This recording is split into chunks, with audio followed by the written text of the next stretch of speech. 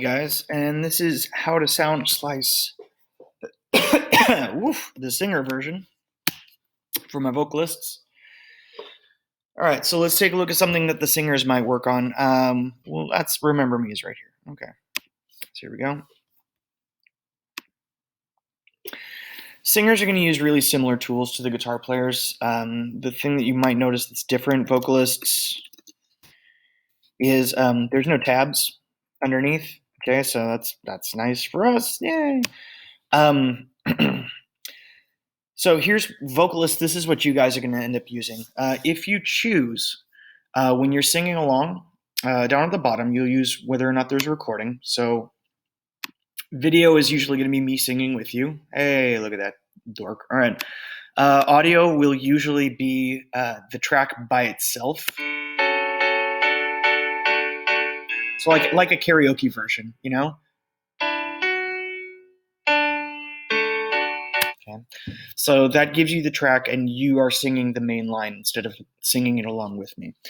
You also have the same ability that the guitar players do, where it hits synthetic, and you're going to get just, oops, oh.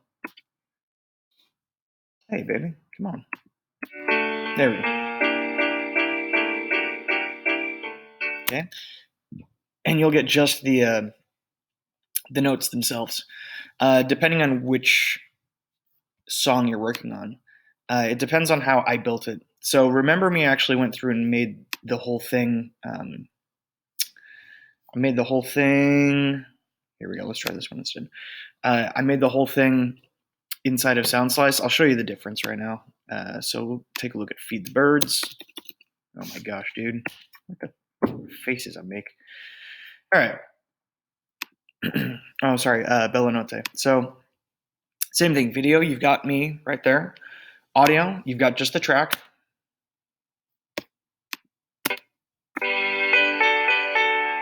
Okay. Like the karaoke version. And then synthetic should be this. Let's hear it. There we go. So synthetic should be whatever's playing on the screen. That's the note that you're going to sing. You can also do this if you go down here to the speaker in the toolbar. Hear how that thing is going. It's because it's being played by a tenor saxophone. If you go down here after you hit the speaker, you can adjust which instrument plays back. I find it to be easier to listen to a piano, but you can make it whatever you want.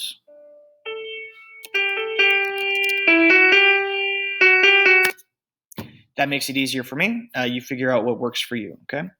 Let's go back to, I wanted to show you this one, but I also wanted to show you the part on Remember Me as well, so check this out.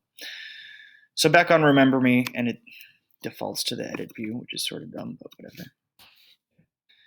Back on Remember Me, remember when I told you guys that you can go synthetic and it will play the track with you as well? So check this out. On synthetic, what I did with this one is you can't see it, but there's a piano part that is built in there as well. And the same buttons that I showed the guitarists, you can actually mute them. So here's, you got the piano track going. And if you hit mute, it turns off the piano. Or if you hit solo, you hear just the top track or the vocal track.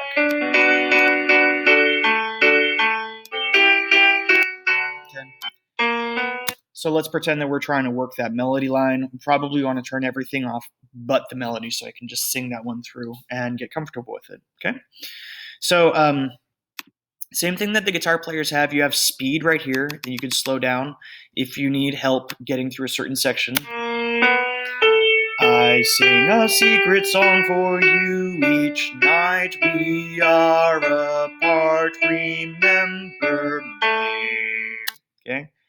Or you can speed it up. BPM stands for beats per minute. That's how fast the song goes. Okay? So we've gone over notation. We've gone over how to use the recordings, synthetic, video, and audio. Okay? All different functions. The loop function is this little circle right here.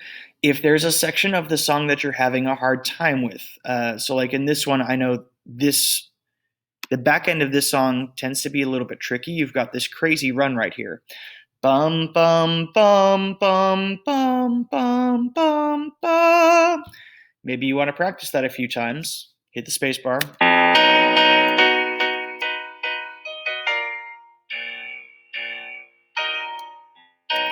Okay, and when you do that, it just loops it over and over again so you can practice it. Okay, that's what the looper there is for. We talked about the speaker. This lets you adjust the volume of all the different objects when you're in synthetic mode. Okay, there they are. Metronome. If you have a hard time counting, and I do, you'll hear me when I'm talking to you guys about how to sing something, I'll go like, remember me, 2, 3, don't let it make you, or I'll say the words out loud. Okay, if you turn the metronome on,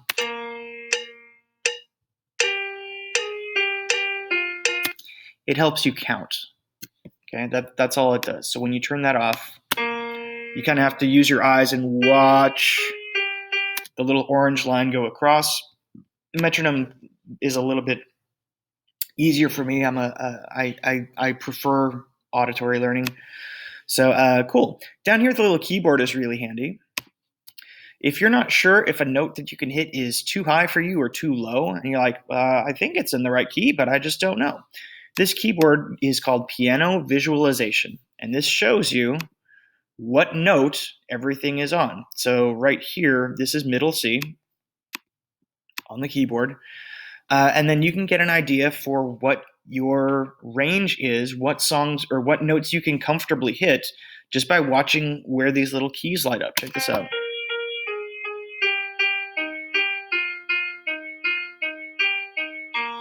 Okay.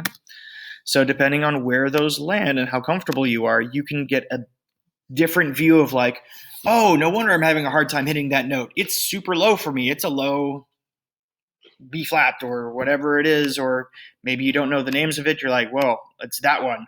So whatever note that is, man, I'm having a really tough time with that one. That's cool. I don't expect you to be able to sing all the notes. I would hope that you can figure out what your comfort level is, and then we'll make it work for you.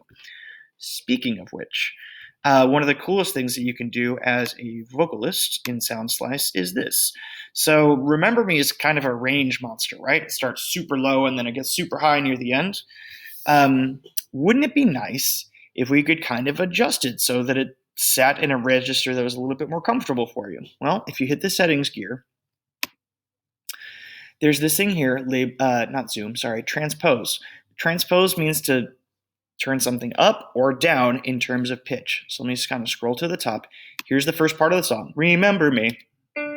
Remember me. You're like, man, that's low. If you hit the transpose, you can actually slide it up or down. So watch what happens to these notes. See how they move up, up, up, up, up? So those are going up in pitch. They started down here, and we're moving them up. And when they move up on the page, they're moving up in pitch. So when we began, it was right here.